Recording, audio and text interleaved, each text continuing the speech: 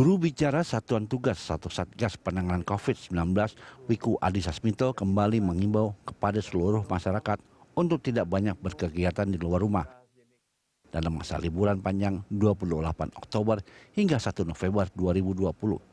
Wiku menjelaskan ada studi menunjukkan linearitas penekanan mobilitas masyarakat dengan penurunan kasus dan kematian akibat virus corona. Wiku menambahkan, berkaca dari pengalaman di tanah air, libur panjang meningkatkan kasus COVID-19 secara nasional. Misalnya saja pada liburan Hari Raya Idul Fitri 20 hingga 25 Mei 2020, terjadi kenaikan jumlah kasus harian dan kumulatif mingguan sekitar 69 hingga 93% sejak hari libur Idul Fitri dengan rentang waktu 10 hingga 14 hari. Selain itu, pada libur panjang 20 hingga 23 Agustus 2020 juga terjadi peningkatan jumlah kasus harian dan kumulatif mingguan sebesar 58 hingga 118% sejak libur panjang pada pekan ketiga Agustus 2020 dengan rentang waktu 10 hingga 14 hari. Menteri Dalam Negeri Tito Karnavian juga menghimbau agar masyarakat untuk tidak bepergian keluar kota saat libur panjang pada akhir Oktober 2020. Tito mengimbau bagi masyarakat yang memutuskan bepergian agar melakukan rapid test sebelum berangkat agar tidak menyebabkan penularan dalam perjalanan dan di tempat tujuan. Masyarakat yang kedatangan tamu dari luar daerah juga diminta untuk bersikap aktif dengan menanyakan hasil tes COVID-19 kepada mereka yang baru tiba. Tim Liputan Berita 1. Awas ledakan COVID di libur panjang, itulah topik Morning Talk kita pagi ini. Dan untuk membahasnya, pemirsa, kita telah terhubung dengan Sali Aman Nasution, tim pakar medis Satgas COVID-19. Dan seperti biasa, Anda juga bisa berpartisipasi melalui nomor telepon yang tertera di layar televisi Anda. Selamat pagi, Bu Sali. Selamat pagi, Mbak Nastiti. Bu Sali, arahan dari Satgas saat libur panjang ini, saya ingin bacakan 2 dari 3. Bagi yang terpaksa bepergian harus mematuhi protokol kesehatan 3M. Kemudian masyarakat yang menerima kunjungan dari keluarga tetap menjalankan protokol kesehatan 3M selama menerima tamu. Kemudian yang ketiga, perusahaan atau perkantoran mengambil langkah antisipatif bagi karyawannya yang bepergian keluar kota.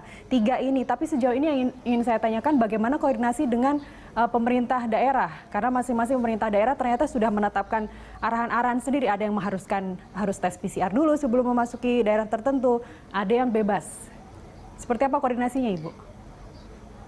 Ya, terima kasih. Jadi memang sebetulnya himbauan dari tim Satgas COVID ini sudah sejak libur panjang yang pertama, jadi saat Idul Fitri yang lalu, kemudian yang kedua Idul Adha, dan ini kita minggu depan ada libur panjang kembali. Nah, memang koordinasi sudah dilakukan karena ini sifatnya himbauan nasional dari Satgas COVID-19 ini.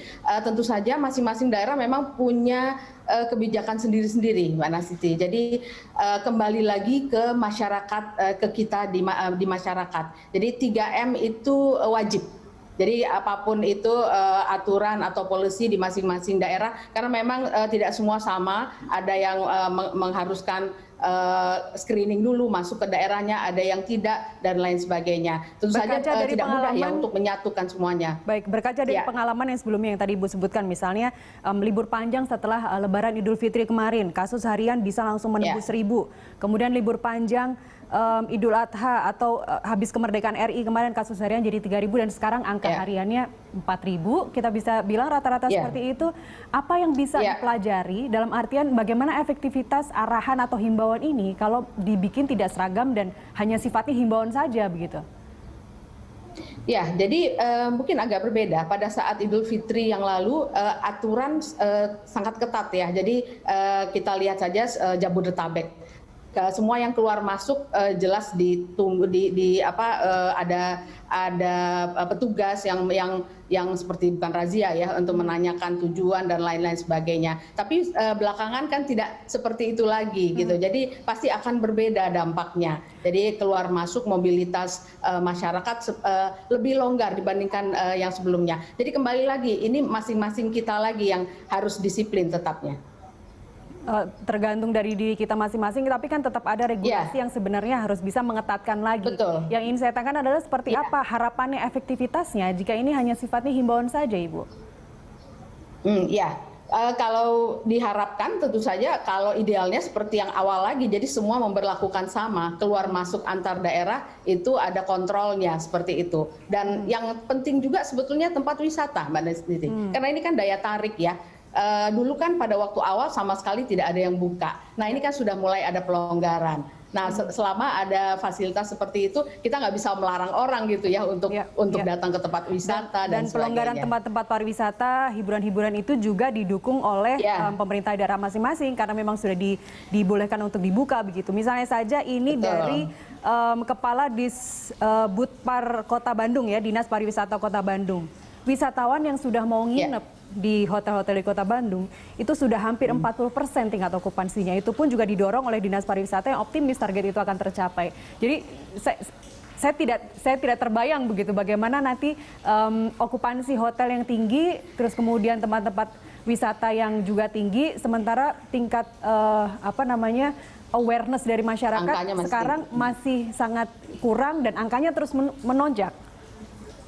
Ya, jadi saya kira begini, ini perlu partisipasi semua pihak ya. Jadi contoh misalnya karena kita juga tempat-tempat wisata, hotel dan sebagainya mereka kan juga sudah buka dan harus kita tunjang juga. Tapi kalau saya menyarankan semua apakah tempat wisata, hotel, restoran dan sebagainya, disiplin di tempat masing-masing juga perlu. Jadi contoh, misalnya petugas hotel akan mengingatkan tamunya yang tidak disiplin seperti itu. Itu sepertinya ya upaya yang bisa dilakukan saat ini.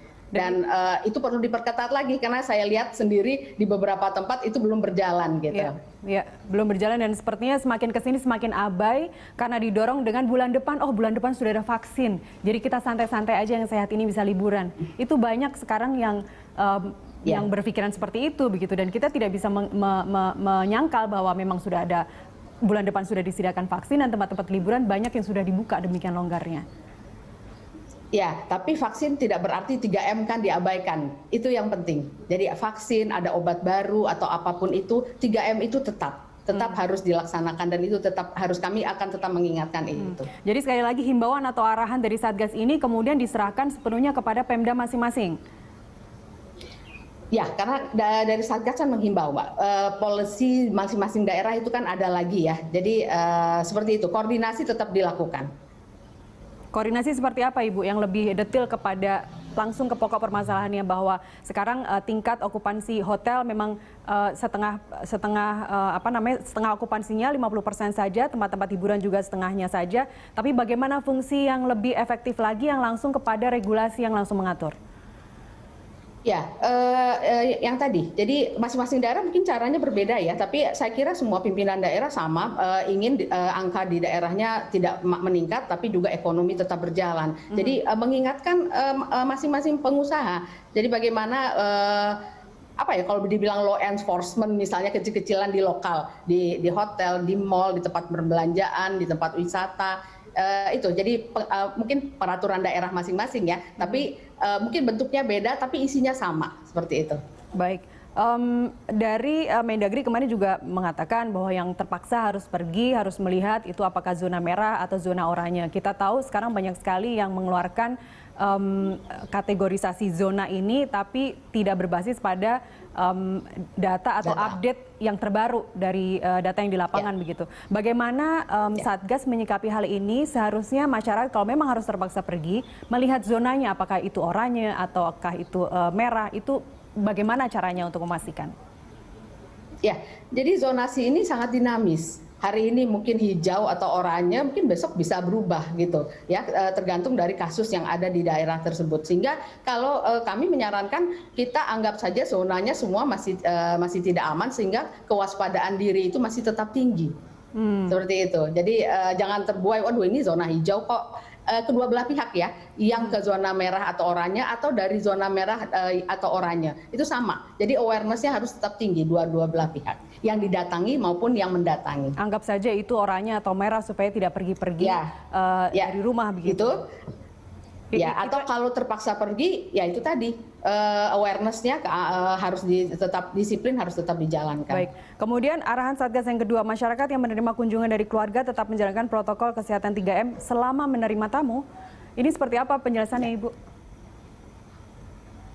Ya, ini nggak mudah nih karena ke rumah ya. Kalau misalnya ke kantor, ke perusahaan dan lain sebagainya, ke public facility mungkin bisa. Tapi kalau ke rumah ini memang dihimbau, terutama kalau di rumah ada orang-orang yang rentan. Jadi ada orang usia lanjut, anak-anak bayi, atau orang dengan penyakit penyerta. Jadi kan sekarang kita masih saran kalau bisa tidak berkumpul, tidak saling berkunjung. Nah, memang kan masyarakat kita ya masyarakat keluarga ya. Jadi ini tidak mudah juga. Tapi kembali lagi, jadi mungkin yang sederhana saja. Kalau ada tamu ya sama-sama pakai masker. Itu paling sederhana itu. Selama menerima Tapi, tamu selalu pakai masker. Kalau bisa itu diterapkan sudah cukup membantu. Ya, tamunya dan tuan rumahnya itu contoh paling kecil, contoh paling sederhana. Baik. Kemudian arahan yang ketiga, perusahaan atau perkantoran mengambil langkah antisipatif bagi karyawannya yang bepergian keluar kota. Sekali lagi ini sifatnya hanya arahan, bukan mewajibkan perusahaan atau kantor untuk mengeluarkan teguran tertentu jika karyawannya hendak atau habis dari luar kota. Seperti apa arahan dari Satgas yang lebih langsung ke perkantoran, melihat juga perusahaan kan didorong mewajibkan karyawan yang keluar kota atau melapor agar dapat didata. Ini kan berarti masing-masing perkantoran ini harus punya Satgas internal kantor begitu. Sejauh mana saat ini Satgas menilai, atau di Jakarta saja deh kita lihatnya ya, kota besar di Jakarta saja yang tingkatnya masih sangat tinggi. Apakah memang perusahaan-perusahaan itu mereka sudah memiliki Satgas internal? Ya. Jadi ada yang iya, ada yang tidak. Kami pernah beberapa kali mengadakan pertemuan, kembali lagi himbauan, tapi artinya ini semua tujuannya untuk perkantoran itu sendiri. Kita bisa bayangkan kalau ada satu yang tertular, kemudian model perkantoran sekarang ruangannya kompak, tidak ada ventilasi dan sebagainya, risiko yang lain juga akan tinggi untuk tertular. Nah, ini harus sama-sama dijaga. Jadi kami menghimbau kalau memang ada pada libur panjang ini untuk perkantoran, kalau ada karyawan yang harus keluar kota ya mereka harus melapor. Jadi itu mungkin salah satu upayanya ya, melapor. Kemudian kalau ada keluhan sesudah mereka kembali, ya itu harus didata juga untuk pemeriksaan lebih lanjut. Apakah ini jadi juga upaya-upaya seperti itu? Baik, apakah ini juga artinya dari Satgas, dari tim Ibu nantinya juga akan lebih intensif lagi melakukan sidak-sidak di perkantoran? Mungkin tidak sidak ya, karena kita kan sifatnya yang sidak nanti kan ada lagi timnya saya kira ya dari masing-masing tempat. Tapi artinya himbauan, ya himbauan ya kerjasama barangkali ya, tidak hanya Kemenkes tapi Kemendagri dan pemerintah daerah. Baik. Sekali lagi terkait dengan arahan atau juga arahan dari Satgas dan juga pemerintah. Dua aspek yang selama ini dalam kondisi pandemi yang sangat sulit kita kendalikan, mobilitas dan interaksi manusia. Sekali lagi, apakah Ibu yakin hanya dengan himbauan dan arahan ini masyarakat bisa patuh? Ya, jadi kalau hanya himbauan pasti tidak. Ya, ini kan kalau himbauan itu kan sifatnya kesadaran diri sendiri. Tapi yang selalu kami ingatkan, ini kerjasama banyak pihak. Jadi artinya kami menghimbau mau mengajukan data-data, efektivitas dan sebagainya. Tapi pimpinan di daerah tersebut ya tentu saja harus bekerja sama dengan cara yang sama pula mengeluarkan regulasi-regulasi. Jadi di tempat-tempat semualah, tempat-tempat umum, perkantoran dan public facility yang lain. Karena kalau hanya himbauan ya itu kembali lagi hanya personal ya, tapi law enforcement sebetulnya dengan tingkat yang berbeda-beda tentu saja. Koordinasi Satgas dengan Pemda seperti waktu itu ada kejadian banyak di Makassar yang merasa tidak ada benang merahnya dengan koordinasinya dengan pusat. Satgas di Sulawesi Selatan dengan di pusat. Apakah saat ini koordinasi itu sudah membaik seiring dengan kasus nasional yang terus semakin tinggi, bahkan kita masih jauh lihat puncaknya? Atau seperti apa perbaikan-perbaikan ini? Karena kalau dilihat Makassar yang sudah banyak kasus, kemudian Surabaya itu juga koordinasinya masih simpang siur, masih tumpang tindih. Seperti apa perbaikannya ke depan, Ibu? Libur panjang ini seminggu lagi, hari Rabu depan, udah hitungan jam mungkin ya, dan orang sudah persiapan semua untuk liburan. Sebetulnya koordinasi ini tidak hanya pada libur panjang saja, koordinasi ini sudah dilakukan terus-menerus ya Mbak ya, dari segala pihak sebetulnya ya, dengan perkantoran, dengan daerah dan sebagainya, itu selalu ada koordinasi. Cuman kan tadi yang saya sampaikan, masing-masing tempat kan mungkin punya polisi sendiri-sendiri caranya, tapi saya kira tujuannya sama ya, semua daerah tujuannya ingin angka ini menurun tapi ekonomi tetap berjalan. Jadi kita cari solusi yang di tengah-tengah yang paling baik untuk semuanya.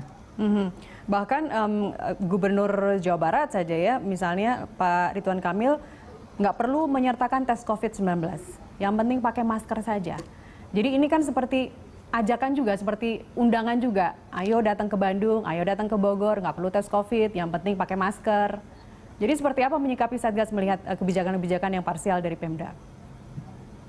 Nah, kalau contohnya seperti itu, begini, jadi tidak perlu tes COVID karena kan tidak mungkin juga setiap orang akan masuk ke daerah Jawa Barat harus tes COVID, nggak mungkin. Tapi lebih baik mewajibkan semua yang masuk harus pakai masker. Semua yang masuk physical distancing dan kalau masuk ke daerah satu tempat harus cuci tangan. Saya kira itu kalau dilakukan secara benar akan efektif. Kalau dilakukan secara benar akan efektif. Baik. Ya. Apakah kemudian juga kalau tadi Ibu sebut law enforcement itu juga diserahkan kepada Pemda, apakah ini bentuknya bisa berupa razia atau denda atau seperti apa? Kita bahas di segmen berikutnya. Bu Sali tetap bersama kami pemirsa. Kami kembali usai jeda.